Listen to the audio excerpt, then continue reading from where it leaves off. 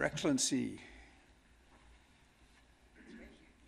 Excellency, well, it's my privilege to welcome His Excellency Barna Karimi, who is now Afghanistan's ambassador to Canada. The last panel touched on a lot of all the issues that so many of us have been working through as we've both served in, and as many people in this room have, and worked with Afghan friends and worked through some triumphs, some tragedies. I think one thing that came through very clearly from the discussion is the importance of good people. Good people can sometimes make a bad situation a lot better. Bad people can often turn a good situation a lot worse. And I think Canada has been lucky, sir, to have had ambassadors of your quality to come to our country.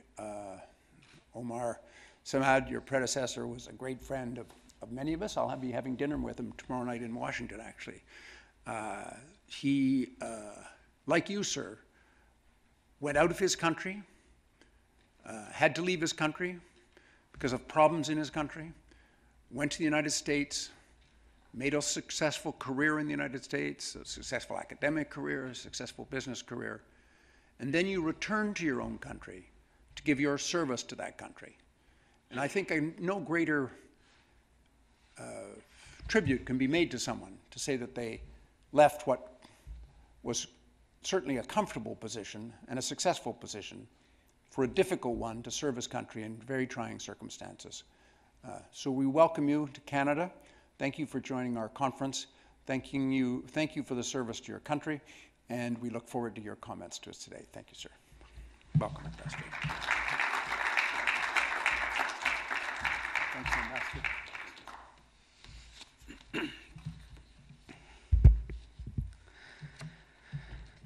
The Honorable Mr. Graham, Mrs. Lindau, ladies and gentlemen, good morning. I'm terribly sorry. It was a mishap on my office scheduling part, that the timing was a little bit messed up, and I couldn't be here for the opening remark. So, this kind of conference, they're always very much on time, and so they kept my time actually in this section, and I hope I don't have to drag it too long, so don't have to take your coffee break time. Just hearing what Ms. Banerjee said, and also Renee and other colleagues, it's actually a very good forum to talk about Afghanistan on all these three perspectives: the NATO, the Canadian involvement, and of course the civil society, or we can say that the university. I can also talk about Afghanistan based on my personal experience, not like NEPA with academic research background, but with the experience that I had in Afghanistan in the last 8 years now, almost 8 years. I returned back to Afghanistan in early 2005 and stayed there until March 22nd this year that I came to Canada. So overall, Afghanistan today is a different place since exactly about 12 years ago, about this time, when we had the Bonn Conference in December of 2001, which decided the fate of Afghanistan, on what kind of government Afghanistan will have and who will lead actually Afghanistan. This was, like I said, exactly 12 years ago in Bonn, Germany, when the world gathered and decided on fate of Afghanistan. The military operation, or the Operation Enduring Freedom, already started in Afghanistan long before Bonn Conference. After Bonn Conference, we had 11 or another 10 international conferences on Afghanistan. The very last one was the Tokyo conference, again, which again renewed the commitment of the world community on Afghanistan.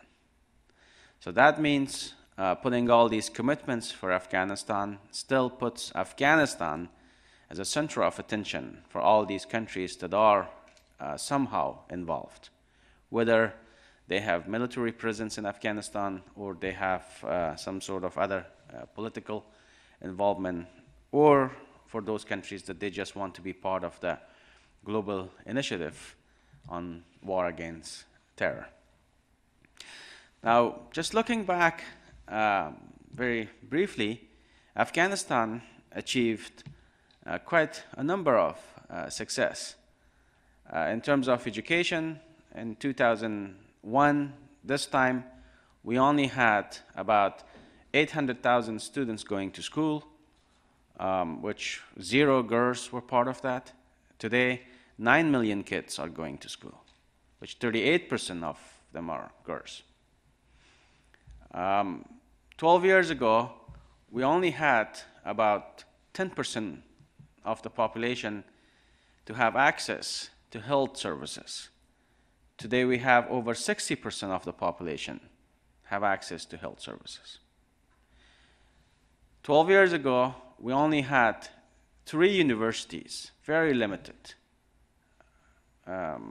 schools functioning in Afghanistan. Today, we have 19 public universities, and we have 60 private universities in Afghanistan. And I can just go on and on saying that 7,000 kilometers of road were paved. We have a series of airlines in Afghanistan, private-owned airlines, and also the railway system is happening, and the mining sector is booming. With all that, actually, we have a lot of issues now also.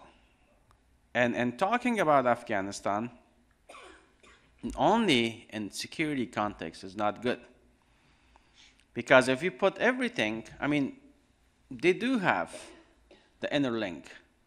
If you don't have security, you cannot have good governance. If you don't have good governance, you can't have security or development. So the triangle actually complements each other. But we cannot actually link everything just to security. Ted said just a few minutes ago that today 80% of the conflict happens in the 20% areas of Afghanistan. It's very right. But that 20% conflict, or 20% of the geographical area, overshadows the whole progress that actually happened in Afghanistan. About a month ago, I had a speech in Carleton University, and Professor Banerjee asked me a question in that in that speech, actually, in that conference. She asked me, can you say that the world community failed in Afghanistan? And her second question was it cost effective? So to answer the first question, I said, no, we didn't fail in Afghanistan. Why? Because we see all these progress that happened today. It's because of the effort that the world community put in Afghanistan. But is it cost effective? No. Again, no. It could have been actually a lot more cost effective. And it could have been actually more efficient. We do have a lot of issues that actually coming on day-to-day basis. It might not happen on the military side because military is a well-organized institution that even the two countries' army come together, they work based on a code of conduct and military ethics, so things actually merge very well. The coordination issue actually happens, like Renee said very rightly, at the central level when the states actually try to work with each other. Now, we spend a lot of money in Afghanistan. We went after development projects. We went after service delivery projects. We actually went after military campaign. All these happened because the militaries in Afghanistan, they actually divided themselves between the provinces in the beginning, and each country started actually to establish PRTs in the geographic area of a province and put the name of a country there, and they involved themselves in service delivery. And that was actually very expensive, number one. And number two, it actually took people away from the government. When the development and service delivery started from second institutions, then government, people already started to lose faith and confidence on those government institutions. And second, the resources went to those NGOs and also to direct programs and companies contracted by those countries, and they actually involved directly to deliver services to people. So the government institutions, they lost the opportunity to build the capacity of themselves and also maneuver to maintain and delegate authorities and provide services. Now this is what we have right now, the 80% that is actually government is functioning or can actually function, we still lack these services to be provided by government of Afghanistan.